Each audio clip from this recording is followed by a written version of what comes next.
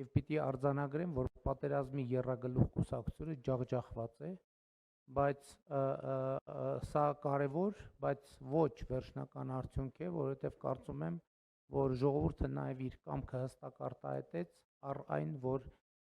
պատերազմի եռագլուխ կուսակցությունը եւ նրան ուղեկցող քրեա օլիգարխիկ համակարգը պետք է արմատախիլ արվի Հայաստանի Հանրապետությունից եւ իհարկե սա լինելու է քաղաքական մեծամասնության եւ կառավարության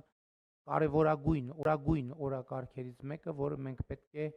իրականացնենք առանց հետաձգումների եւ շատ վճռական եւ հատուկ քայլերով։ Ուզում եմ նաեւ շնորհավորել քաղաքացիական պայմանագիր կուսակցությանը արձանագրած արդյունքի եւ հաղթանակի առիթով քաղաքացիական պայմանագիրը կունենա խորհրդանական մեծամասնություն, ինչպես նաեւ կձգի կառավարություն եւ առաջիկա ամիսներին մենք այդ թեման քննարկելու հնարավորություն կունենանք